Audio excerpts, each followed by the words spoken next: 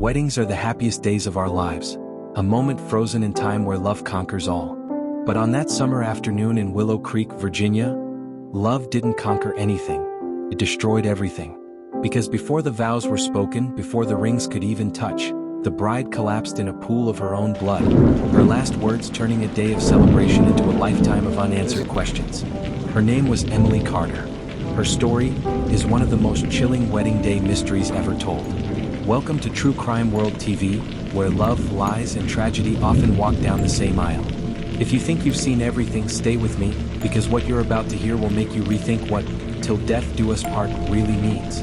Before we begin, if you love chilling true crime stories told with real depth and mystery, subscribe to True Crime World TV, your home for the darkest truths hidden in plain sight. Now, let's step into the story of the wedding that never ended. It was supposed to be perfect. June 16, 2019. The morning sun washed over Maplewood Chapel, an old white church standing like a postcard against the rolling green hills of Willow Creek. Inside, guests were whispering, laughing, straightening ties. The smell of lavender filled the air, Emily's favorite flower. The bride herself stood before the mirror in her dressing room, radiant in lace, but her smile didn't reach her eyes. Behind that veil was something else: fear. Her best friend and maid of honor, Sarah Miller, tried to lighten the mood. "Cold feet," she joked. But Emily didn't laugh. She looked at Sarah, pale and trembling, and said only one sentence that would haunt Sarah forever. "If anything happens to me today, don't believe it was an accident." Then the church bells rang, and whatever secret Emily was carrying walked with her down that aisle. As she took her father's arm and the doors swung open, everyone stood, phones lifted, smiles glowing. But no one, not even Emily, knew that someone in that room wasn't there to celebrate. They were there to finish what had started years before. And by the time the ceremony was over, 3 lives would be shattered, and one bride's promise of forever would end 6 feet under. As the ceremony began, Emily's mother noticed her daughter's trembling hands.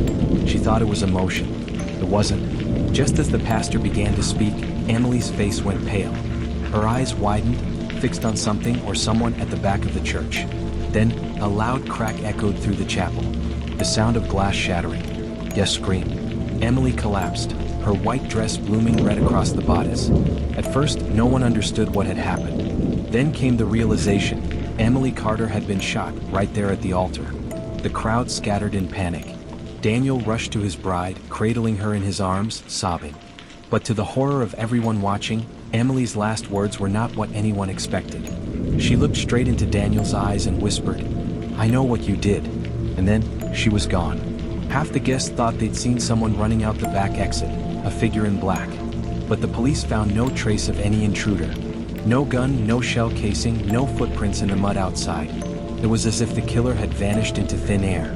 Detective Laura Bennett, a seasoned investigator with the Willow Creek PD, took the lead. She'd seen crimes of passion before, but never something this public, this haunting. At first, suspicion naturally fell on Daniel. After all, most murders of brides involve someone close: jealousy, money, betrayal. But Daniel's grief seemed genuine. He had no visible gun residue, no suspicious movements, and dozens of guests swore he never left Emily's side. However, the autopsy revealed something chilling. Emily hadn't been shot from a distance. The angle of entry suggested close range, less than 2 feet away. And the weapon? A small caliber pistol, likely one of the antique guns displayed in the chapel's old war memorial cabinet.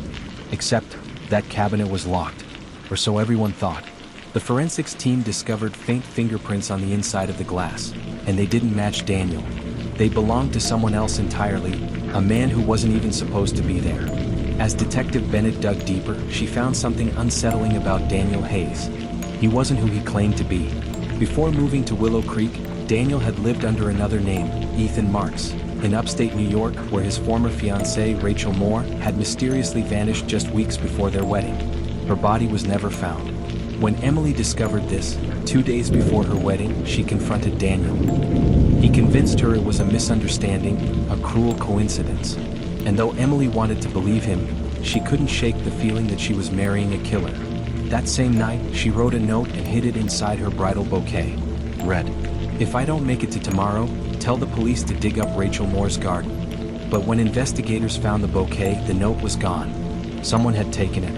2 weeks after Emily's funeral, the police received an anonymous envelope. Inside was a USB drive. The footage showed grainy security camera clips from the Maplewood chapel, time-stamped the morning of the wedding. It showed Daniel entering early around 8 a.m. Then, a few minutes later, another person arrived, someone wearing a black coat and gloves. That person? Sarah, Emily's maid of honor. In the footage, Sarah is seen unlocking the cabinet of antique firearms. Then the camera cuts out. When confronted, Sarah broke down in tears. She admitted to unlocking the case, but swore she didn't pull the trigger. She claimed she was forced to, that someone had threatened her. But before Detective Bennett could press further, Sarah disappeared. Her apartment was left in disarray, her phone smashed, her car still in the driveway. The only thing missing was her laptop. And on the wall, written in red lipstick, were the words, "She shouldn't have said yes." As police reopened Rachel Moore's old case, connections between both weddings started to emerge. Same ring style, same flower vendor, same eerie pattern of missing brides.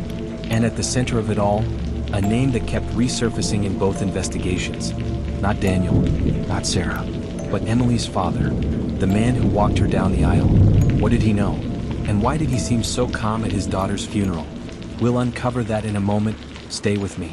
If you want to know the truth behind the bride's walk down the aisle that ended in a grave, make sure you subscribe to True Crime World TV, turn on notifications, and join us as we dig deeper into this dark and twisted mystery. Because sometimes, the vows of "till death do us part" are taken far too literally. They say time stops when tragedy strikes. But inside Maplewood Chapel, it didn't stop. It exploded. Screams echoed through the pews as Emily Carter hit the floor, her white dress blooming red. Her groom, Daniel Cross, fell to his knees, his hands trembling over her chest. "Emily, somebody help her." Guests rushed forward, cell phones dropped, the organist froze mid-note. But by the time the ambulance arrived, Emily was gone. Pronounced dead at the very altar where she was supposed to say, "I do." And the cause of death? Cyanide poisoning. If you're just joining us, welcome back to True Crime World TV, where real love stories sometimes end in real graves. Hit that subscribe button right now. Let's continue. When police began their investigation, one thing stood out immediately. No one had seen Emily eat or drink anything unusual. Her champagne glass, her wedding cake slice, everything seemed untouched. So how did cyanide enter her system? Toxicology revealed something even stranger. The poison had been administered slowly, hours before the ceremony. Meaning, Emily was already dying when she walked down that aisle. Detectives searched the bridal suite and found a half-empty bottle of water. Emily's brand, but not her handwriting on the cap initials. Forensics confirmed it. Cyanide residue inside. But who could have poisoned her hours before the wedding? Then a bombshell dropped. The bottle had Daniel's fingerprints on it. Daniel insisted he'd just passed it to her that morning, helping calm her nerves. But when detectives checked the chapel's security footage, the timeline didn't match his story. He claimed he was with his groomsmen. The footage showed him leaving the suite alone, 10 minutes before Emily collapsed. As detectives pressed Daniel, cracks began to show. His best man, Tom Avery, admitted under pressure that Daniel and Emily had been fighting days before the wedding, over a mysterious woman who'd called the night before. Her name? Rachel Moore, Daniel's ex-fiancée. She and Daniel were engaged 2 years earlier, until Rachel vanished, reportedly moving overseas after a nervous breakdown. But here's the twist, Rachel wasn't overseas. She was living in the same town under a new name, and she was at the wedding. Footage from a guest's phone showed a woman in the back pew, wearing sunglasses and a black hat, leaving seconds before Emily collapsed. When police tracked her down, Rachel admitted she had come to see how it ended. But her next statement chilled detectives to the bone. He said he buried the past. "I just didn't know he meant it literally." If this case already has your pulse racing, make sure to subscribe to True Crime World TV right now. Because the next twist changes everything we thought we knew about Emily Carter's death. Rachel told detectives that months before their breakup, Daniel confessed something to her. Something about his father's business and a wedding debt that could never be repaid. Police searched Daniel's office and uncovered a hidden folder inside a locked drawer labeled EC prenup file. Inside were 2 documents. A life insurance policy for $2 million, signed by Emily, naming Daniel as sole beneficiary. A non-disclosure agreement with a company called Evermore Pharmaceuticals. Emily had been working there as a lab assistant, and coincidentally, Evermore had recently come under federal investigation for missing chemical compounds, including cyanide. So was Emily planning to expose something? Detectives dug into her phone records. Her final call, just 1 hour before the ceremony, was to a number traced to a federal whistleblower hotline. It all began to make sense. Emily had discovered that Evermore was illegally dumping chemical waste, and Daniel, who worked for the same company in public relations, had begged her to stay quiet. When she refused, he convinced her to marry him sooner, to start a new life together. But Emily wasn't planning a wedding, she was planning a confession. Her laptop, found later, contained a draft email to federal agents scheduled to send automatically at midnight on her wedding night. But she never made it that far. And then came another twist. Forensic analysts discovered a second set of fingerprints on the poisoned water bottle, belonging not to Daniel, but to Sarah Miller, the maid of honor.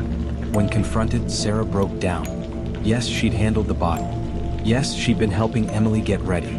But then she whispered something the detectives weren't prepared for. Emily knew she was going to die that day. She told me she couldn't run anymore, that they'd already found her. When police dug into Emily's background, everything fell apart. Emily Carter wasn't her real name. Her birth certificate was falsified. Her social security number matched someone declared missing 12 years ago in Michigan. Lily Andrews, daughter of a chemist who had vanished after exposing corporate corruption. Emily had been living under witness protection. And the company she worked for, Evermore Pharmaceuticals? They were the same firm involved in her father's disappearance. Meaning, the wedding wasn't just a ceremony, it was a setup. Emily had been lured out of hiding. But by who? Daniel? Or someone else within Evermore desperate to keep her silent forever? As detectives scrambled for answers, one final twist emerged. Footage from the reception hall showed a man in a black suit leaving the chapel's back door moments after Emily's collapse. When enhanced, his face matched someone unexpected. Agent Mark Dalton, the very officer assigned to Emily's witness protection program. He'd been reassigned years earlier, or so the records claimed. Now he was missing.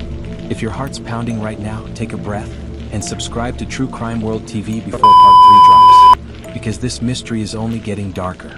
Investigators now believe the poisoning wasn't just murder.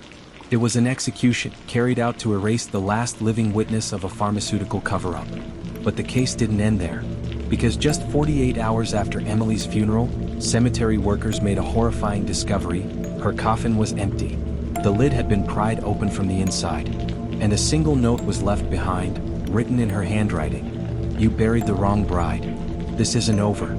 The secrets Emily carried didn't die at the altar. They were only buried deeper. In the next episode, we'll uncover how the woman who died on her wedding day might not have been Emily Carter at all. So if you haven't already, subscribe to True Crime World TV and turn on notifications. Because what happens next will make you question whether the bride ever intended to say, "I do," or if she planned her own disappearance all along.